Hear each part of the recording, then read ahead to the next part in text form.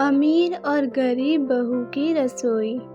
अनुराधा, मैंने हमेशा से यही चाहा है कि मैं अपनी छोटी बहू भी बिल्कुल तुम्हारी जैसी लाऊं, क्योंकि तुमने मेरे घर को बिल्कुल स्वर्ग बना दिया है।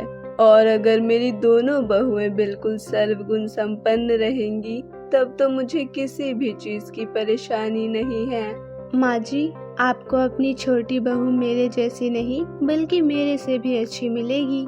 नहीं बहू, तुमसे अच्छी तो मिल ही नहीं पाएगी। तुम कितनी ज्यादा साधारण हो, हर जगह एडजस्ट कर लेती हो, लेकिन ना जाने मेरी छोटी बहू कैसी होगी, उसे हमारा रहन सहन पसंद आएगा या नहीं। अनुराधा और उसकी सास सविता विशाल के लिए हमेशा से एक साधारण और उनके साथ घुल मिल जाने वाली बहू चाहते थे। वहीं दूसरी तरफ विशाल जहां जॉब करता था, उसे काफी समय से एक साक्षी नाम की लड़की पसंद थी। साक्षी भी विशाल के साथ उसी कंपनी में जॉब किया करती थी, लेकिन साक्षी अब ये चाहती थी कि वो जल्द से जल्द शादी कर ले। इसीलिए वो काफी समय से विशाल को घर पर बात करने के लिए कह रही थी। और हमेशा की तरह आज जब विशाल जॉब से घर लौटता है तो वो अपनी माँ से कहता है, माँ, मुझे आपसे कुछ कहना है। शायद आपको मेरा फैसला सही ना लगे, लेकिन मैं जिस कंपनी में काम करता हूँ वहाँ पर एक साक्षी नाम की लड़की है और मुझे वो बहुत पसंद है और मैं उसी से शादी करना चाहता हूँ। क्या क्या बोल रहा है बेटा? तुझे क्या पता होगा कि उसका रहन सहन कैसा है, वो हमारे घर में एडजस्ट कर पाएगी या नहीं? और सबसे बड़ी बात कि सब तेरी भाभी की तरह नहीं होते। अरे अनुराधा को तो अब आदत हो गई है, लेकिन ना जाने साक्षी को हो या ना हो। नहीं माँ, ऐसा कुछ नहीं होगा। अरे आप खुद ही सोचिए ना, अगर भाभी को देवरानी मिल जाएगी तो भाभी खुद ब खुद साक्षी को सारी बातें समझा देगी और साक्षी भी समझ जाएगी। धीरे धीरे ही सही, लेकिन सब एडजस्ट हो जाएगा। सविता विशाल के इस फैसले से खुश तो नहीं थी, लेकिन अब जब विशाल की खुशी इसी में थी तो सविता भी क्या ही करती। इसके बाद साक्षी के परिवार वाले भी विशाल के घर आते हैं और उसी समय रिश्ता भी पक्का हो जाता है, जिसके बाद एक अच्छा सा मुहूर्त देख दोनों की ही शादी हो जाती है। अपने ससुराल आने के बाद साक्षी अपना ससुराल देख बहुत ज्यादा खुश होती है। साक्षी बेटा, कल तुम्हारी पहली रसोई है, तो तुम सुबह उठकर घर में दिया जलाकर अपनी पहली रसोई की रस्म कर लेना। और हाँ, एक बात और, हमारे किचन में गैस नहीं है। हम लोगों ने हमेशा से ही चूल्हे पर खाना बनाया है। क्या चूल्हे पर? माँ जी, चूल्हे पर मुझे खाना बनाना नहीं आता, और वैसे भी आज के जमाने में कौन ही चूल्हे पर खाना बनाता है। अरे अब तो जमाना इतना आगे बढ़ चुका है कि लोग तो किचन में एसी तक लगवाते हैं, लेकिन आप लोग तो अभी तक चूल्हे पर ही अटके पड़े हैं। अरे साक्षी, तुम परेशान मत हो, तुम्हारी भाभी है ना, चूल्हे पर खाना बनाने में मैं तुम्हारी मदद करूंगी। इसके बाद अगले दिन साक्षी उठकर पूजा करती है और अपनी भाभी की मदद से अपनी पहली रसोई की रस्म करने लगती है। वैसे भाभी, आज तो आपने मेरी मदद कर दी, लेकिन हर वक्त तो आप मेरी मदद करने के लिए नहीं रहोगी ना। और आप भी तो इतने समय से चूल्हे पर खाना बना रही हो, आपको कितनी गर्मी लगती होगी, आप कितना परेशान हो जाती होगी ना। आप माँ जी को गैस के लिए क्यों नहीं बोलती? ऐसा नहीं है साक्षी, वो क्या है कि मैं बचपन से इसी तरह बड़ी हुई हूँ, तो मुझे आदत सी हो गई है। और खाने का स्वाद भी तो चूल्हे में से ही आता है ना, तो आज तक किसी ने भी गैस के लिए नहीं बोला।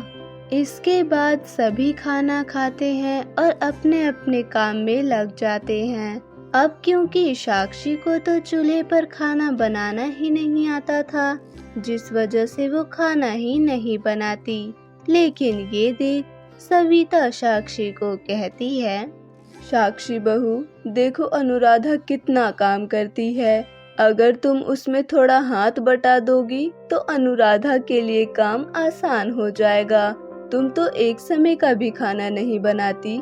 ओफो माँ जी, मैंने आपको बताया था ना कि मुझे चूल्हे पर खाना नहीं बनाना आता। और अगर आप सच में चाहती हैं कि मैं खाना बनाऊं, तो आप मेरे लिए एक नया किचन बनवा दीजिए जिसमें सब कुछ आज के जमाने का होना चाहिए, ओवन से लेकर इलेक्ट्रिक गैस तक। लेकिन बहू, इतने समय से ऐसा कभी नहीं हुआ कि एक ही घर में दो दो रसोई हो। अरे दो दो रसोई होने से परिवार में रिश्ते खराब होते हैं, जो कि मैं बिल्कुल भी नहीं चाहती। नहीं माँ जी, ऐसा कुछ भी नहीं होगा। भाभी अपने चूल्हे का खाना बनाएंगी और मैं अपने इलेक्ट्रिक गैस पर, लेकिन हम सभी खाएंगे तो साथ बैठकर ना। इससे रिश्ते खराब कैसे होंगे? अब भले ही सभी को ये बात बहुत अजीब लगती है, लेकिन साक्षी के इतना कहने पर सविता भी अपने पुराने किचन के बगल में एक नया किचन बनवाने लगती है, जिसमें सब कुछ नया था।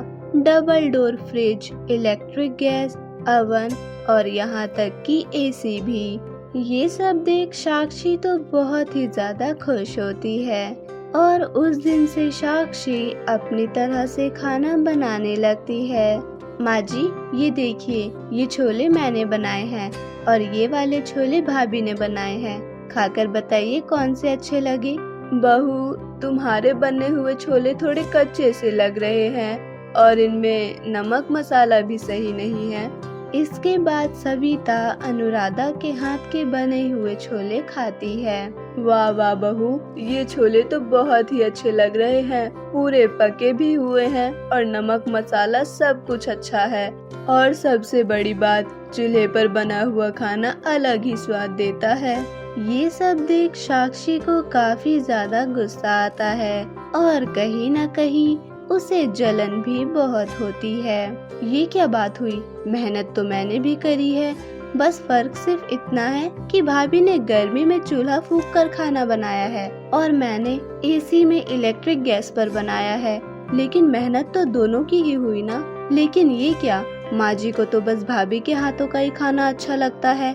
माँ जी के भी बड़े नखरे हैं। इसके बाद साक्षी को अनुराधा पर बहुत गुस्सा आता है और ना जाने क्यों साक्षी अनुराधा से इतना चिढ़ने लगती है कि क्या ही कहना। इसी तरह एक दिन जब साक्षी बर्तन धो रही होती है, तभी वहाँ पर अनुराधा आती है और कहती है, साक्षी, मैं तुम्हारी कोई मदद कर दूं क्या? नहीं भाभी, वैसे बर्तन तो मैंने धो ही दिए हैं। वो कटोरी में जो सब्जी पड़ी है ना, आप उसे ओवन में डाल दीजिए, इतने में सब्जी गर्म हो जाएगी। इसके बाद अनुराधा सब्जी को ओवन में डालती है, लेकिन अनुराधा को समझ ही नहीं आता कि अब उसे क्या करना है। अरे भाभी, ये क्या कर रही हैं आप? आपको ओवन चलाना नहीं आता क्या? नहीं साक्षी, मुझे ये चलाना नहीं आता। हमेशा से ही चूल्हे पर खाना बनाया है, तो मुझे इन सब की समझ नहीं है। अच्छा भाभी, फिर आप रहने ही दीजिए, मैं खुद ही कर लूंगी। साक्षी इस चीज का काफी ज्यादा मजाक बनाती है कि अनुराधा को ओवन चलाना नहीं आता। अगले दिन विशाल जब सुबह के समय ऑफिस जा रहा होता है, तो वो अपनी भाभी से कहता है, भाभी, बहुत टाइम हो गया राजमा चावल खाए हुए। आपके हाथ का राजमा चावल का स्वाद तो कहीं नहीं है, इसीलिए प्लीज आज रात को राजमा चावल ही बनाना। अरे हाँ विशाल, मैं बना दूंगी। विशाल की ये बात साक्षी भी सुन लेती है। विशाल ने मुझे छोड़कर भाभी को बोला, इसका मतलब तो यही है ना कि विशाल को भी मेरे हाथों का खाना अच्छा नहीं लगता। लेकिन अब देखिए भाभी, मैं क्या करती हूँ। अब क्योंकि विशाल की फरमाइश थी, तो अनुराधा भी शाम से ही खाना बनाने की तैयारी करने लगती है। इसके बाद साक्षी अनुराधा के पास जाती है और देखती है कि अनुराधा खाना बना रही है। साक्षी, देखो, विशाल को मेरे हाथ के राजमा चावल बहुत ही अच्छे लगते हैं, तो मैं वही बना रही हूँ। वैसे आज तुम खाना मत बनाना, क्योंकि मैं बहुत ज्यादा खाना बना रही हूँ, सब उसी में खा लेंगे। हाँ हाँ भाभी, ठीक है। अब वैसे भी आप इतना अच्छा खाना बनाती हैं कि मुझे तो मौका ही नहीं मिलता। यहाँ तक कि मेरे पति को भी आपके हाथ का खाना अच्छा लगता है। अरे ऐसा कुछ भी नहीं है साक्षी, बस तुम भी अच्छा खाना बनाना सीख जाओ, तब विशाल भी तुम्हें ही बोलेगा। तभी अचानक से बहुत तेज बारिश होने लगती है। अरे कितनी तेज बारिश शुरू हो गई और मैंने तो कमरे की खिड़की भी खोल रखी है। सारा बारिश का पानी अंदर आ जाएगा। मैं अभी खिड़की बंद करके आती हूँ। हाँ हाँ भाभी, जल्दी जाइए। अनुराधा के वहाँ से जाते ही साक्षी अनुराधा के बने हुए राजमा में ढेर सारी मिर्च डाल देती है, जिसके बाद अनुराधा आती है और अपना काम करने लगती है और फिर साक्षी भी वापस अपने कमरे में आ जाती है। रात के समय विशाल आता है और कहता है, ओहो भाभी, घर में आते ही खुशबू आने लगी। अब तो मुझसे इंतजार नहीं हो रहा, जल्दी से खाना लगा दो। अरे विशाल, अभी अभी तो आए हो, हाथ मुंह धो लो, मैं तब तक तुम्हारे लिए खाना लगा देती हूँ। इसके बाद सभी खाने के लिए बैठते हैं और जैसे ही सभी खाना खाने लगते हैं, सभी को बहुत तेज मिर्ची लगती है। ये क्या बहू, तूने इसमें कितनी ज्यादा मिर्च डाल रखी है। तुझे पता है ना, मैं तीखा नहीं खाती।